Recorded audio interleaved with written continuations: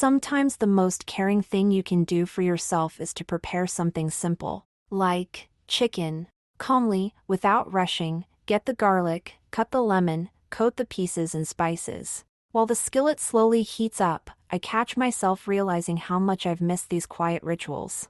Today, I'm making dinner and I want to tell you a story, too. Mine. About burnout. About how, one day, I stopped looking forward to the morning. How I lost myself in lists, deadlines, and the endless race. And how I began to come back. Slowly. Not through big decisions, but small ones like simply frying some chicken and allowing myself to breathe. If you're on the edge right now, or already past it, maybe my story will resonate with you. Sometimes, to taste life again, all it takes is hearing the quiet sizzle of a skillet. I used to live on autopilot. Not because I didn't like what I was doing, on the contrary, I loved my work. The projects, the tasks, the people around me, everything seemed important and necessary. I was on fire. I tried hard. I pushed through, even when I was exhausted. And I guess that's what burned me out. At first, I started sleeping less just because I need to finish this. Then I started skipping meals, canceling plans with friends, because there's no time. I even scheduled my rest with checkboxes and timing. Everything was under control. Except one thing, my inner state. I didn't realize right away that something was wrong. I just stopped feeling the taste, not just of food, but of life. Everything that used to bring me joy, music, books, even walks, started to feel dull. I kept working, but it was like turning on a flashlight with dead batteries. There was light, but it didn't help. I live in a big city. I work remotely, from my apartment, which I used to love. Everything here is familiar: white walls, an old kettle that whistles with character, soft light over my desk. But in this space, I didn't seem to live anymore, I was just present. Mechanically. I told myself for a long time that it was just a phase. But one morning, when I couldn't make myself get out of bed, it became clear, this wasn't just tiredness. This was burnout. I found myself in a place where everything seemed fine on the outside, work was going, things were moving, days passed just like before. But inside, it was like everything had burned out. No energy, no interest, no connection with myself.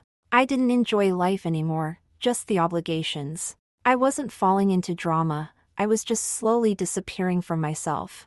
The main conflict wasn't between me and the outside world, it was inside, between the normal, functioning me and that part of me that was screaming for help, but I stubbornly ignored it. I was trapped in my own musts until I realized I couldn't do it anymore.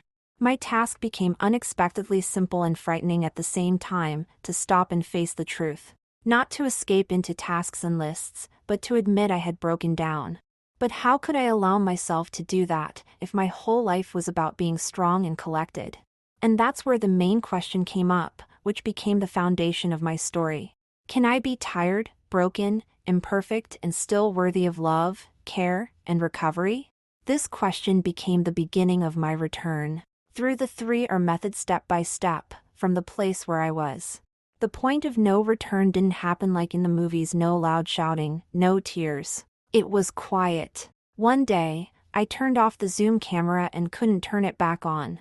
I looked at myself in the reflection of the black screen, forehead tense, shoulders up to my ears, dark circles under my eyes. I looked the way I felt inside, like someone who couldn't do it anymore.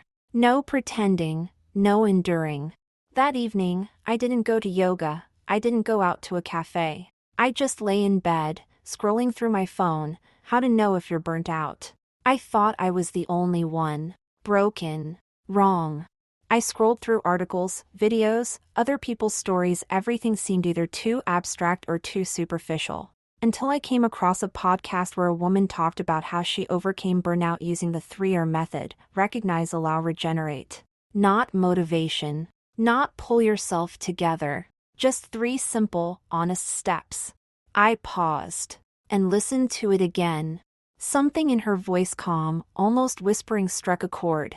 She wasn't giving advice.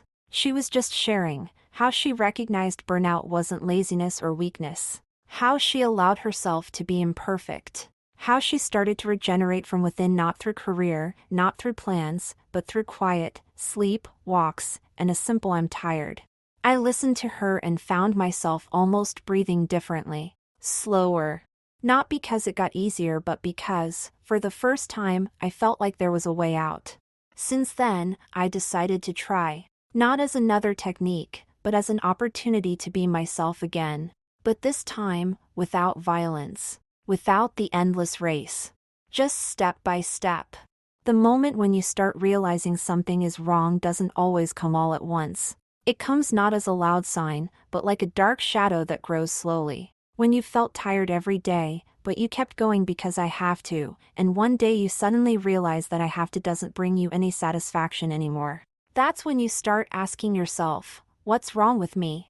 At first, I thought I was just tired.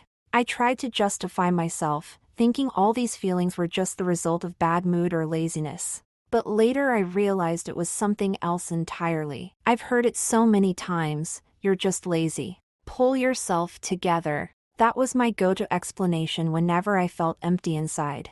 I tried to motivate myself, thinking I just wasn't trying hard enough. But burnout isn't laziness. Laziness is when you don't feel like doing something right now, but deep down, you're still able to get things done. Laziness passes once you give yourself a little push. It doesn't drain you to the core. But burnout? Burnout is when you literally can't pull yourself together. When you don't want anything, not because you're choosing not to, but because everything feels meaningless. I couldn't even picture myself doing something important. Tasks that once brought me joy started to feel like a heavy stone in my chest. It wasn't just a lack of desire to work. It was complete exhaustion, zero energy. Everything that once felt like a part of me now felt foreign. We all have bad days when we're tired, irritable, and nothing feels right. That's just a bad mood. It passes. You sleep it off, and the next day you pick yourself up and keep going, because your inner resources are still there. Burnout, on the other hand, isn't a passing bad mood. It lingers. And it doesn't go away just because you got a good night's sleep or took a weekend off. I remember waking up one Monday after a restful weekend, hoping the fog would lift and nothing had changed. I still couldn't make myself work. I couldn't even tell what I liked anymore. A bad mood lifts, and you bounce back. Burnout disconnects you from what used to drive you. When I finally recognized I was experiencing burnout, I started to reflect on what had shifted inside me. Before, even when life got hard, I kept moving forward. I could be tired, but still motivated, still chasing a goal, still wanting to do something meaningful. But now, that motivation was gone. Everything I used to love felt pointless. I felt no joy, no meaning. Motivation doesn't just fade during burnout, it disappears because the things that used to matter no longer feel valuable. You lose touch with what used to excite you. That's when you realize motivation won't come back until you deal with the root of the problem. Even once I realized what was happening, it was hard to accept. I was so used to having control, to being the person who always had a plan, always ready to act. And now, I had to let myself simply be not doing anything productive or right. That was terrifying. Long, inactive days followed. I still remember the first day I gave myself permission to take a break, not for a few hours, but for weeks. This wasn't a vacation filled with a to-do list. I didn't plan meetings or self-improvement goals. I just stopped. I stepped off the treadmill. I gave myself permission to be in that space. I told myself, you don't have to do anything. At first, it was incredibly hard. There was this battle inside me. My brain didn't know how to cope. What do you mean, do nothing? No work? No plans? No striving? I felt guilty for ignoring my needs for so long. But still, I accepted it as the first step. My body needed rest too. I started listening to myself, listening to my body, which I had ignored so many times in favor of work. I allowed myself to rest, gentle morning stretches, walks through the park, slow evening baths that once felt like a waste of time. I noticed that my body recovered faster than my emotions. But I didn't rush it. Each quiet day helped ease my anxiety, little by little. My muscles relaxed. My thoughts calmed down. Limiting contact. I also limited communication. It wasn't that I didn't want to see my loved ones, I just needed time with myself. So I stepped into solitude. And that was scary. In today's world, solitude often feels like something's wrong. But I realized I had to disappear for a while in order to find my light again. What did I feel? My emotions during that time were a mix. Shame, for ignoring myself for so long. But with every passing day, the shame gave way to a growing sense of peace. Slowly, I felt my strength beginning to return. But it wasn't fast. It wasn't magic. It was a quiet, delicate homecoming. I made space in my life for reflection, for simple pleasures. I started reading books that had nothing to do with work. I watched films not to extract lessons from them, just to enjoy. I let myself simply exist, not as someone improving or striving for the next level, but just alive. I accepted that I didn't need to achieve anything for now. I just needed to feel alive again. This lasted for several weeks, maybe a month. There was no specific day I decided I was better. I didn't set a deadline for recovery. I just allowed myself to be. And one morning, I noticed my head didn't ache anymore, and my chest didn't tighten with anxiety. I smiled while walking. I noticed little things I had been too drained to see before. It was a quiet time, but profoundly important. It was a reunion with myself, with everything I'd ignored. I learned not to rush myself. I accepted that healing isn't quick. It was permission to be tired, imperfect, low on energy. And in that process, I discovered the value of real rest. When I finally allowed myself to truly rest, I began to feel energy slowly returning. Not in a burst, not as if I was reborn overnight, but like the return of taste after being sick. Gradual, gentle, a rediscovery. The first thing I noticed was the desire to do something, but without pressure. I no longer woke up with the weight of musts. No more guilt-driven urgency to be productive, to chase success, to keep up appearances. I realized I could do things for the sake of doing them. That mattered. Coming back to myself, step by step.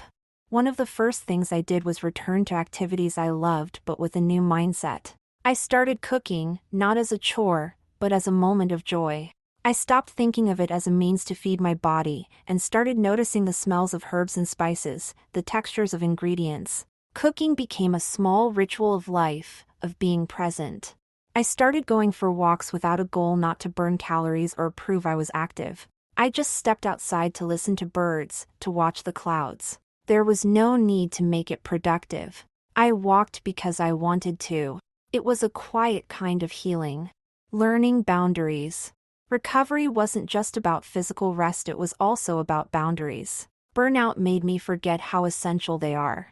I had to relearn how to say no to others, and to myself. I stopped taking on responsibilities that weren't mine. I started building healthier boundaries with people and with myself. Without that, recovery wasn't possible. Caring for body and mind. I went back to yoga not to stretch deeper or master poses, but to reconnect with my body. I stopped aiming for perfection. I just listened, and moved gently. I learned how to rest, and how to accept that I didn't need to always be on top. It was a soft return to myself. I started reading again, not self-help books, but stories I once loved. Books that let me drift into other worlds. I kept a journal not to track goals or rate my days, but because it soothed me. It eased my anxiety. Understanding and accepting myself. The most important thing I realized was that I didn't need to become a new person to recover. I didn't need to rush back into being productive, successful, or together. I just needed to return to myself without masks, without shoulds, without performing. I learned to accept myself as I was. What changed?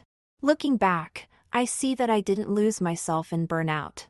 I actually found a deeper strength, not through force, but through stillness and self-acceptance. I became myself again, but not the same version. Softer, more attentive to my needs, more in tune with my emotions. My whole approach to life changed. Work stopped feeling like an obligation. It became a part of my journey, part of who I am. I understood that recovery isn't a destination. It's an ongoing process. But now, I know how to be a friend to myself, not just a harsh boss. This path didn't make me invincible. It taught me not to fight myself, not to chase an ideal. I became more present, more grounded in the moment, and more capable of restoring my energy in ways that honor who I am. I didn't become a new person overnight. But when I look back, I see that I didn't return to the old me either. I became someone new, someone honest with herself, someone no longer bound by the need to be perfect. Everything I once thought mattered, chasing results, constant achievement, worrying how I looked to others, faded into the background. I learned that my worth isn't measured by how much I've done or how often I've succeeded. My worth is in being aligned with myself, in being who I am right now. Work is no longer a burden. I can enjoy it for what it is. I know how to set healthy boundaries and honor my time. When I'm tired or overwhelmed, I don't feel ashamed to ask for a break. I know now rest isn't weakness. It's essential. Now, back in life with this new self-awareness, I feel my energy has been reborn. I've learned to restore it not through force, but through calm, acceptance, and self-care. The process continues, and so does my growth. My life isn't about achievement anymore. It's about being in tune with myself, doing things with joy, and resting when I need to. And I know I can face whatever comes next because I've found a strength that comes not from outside validation, but from deep within. This was my journey, and I know now, there's no need to rush. Everyone heals in their own time. The most important thing to remember is you don't have to be perfect. You just have to be yourself.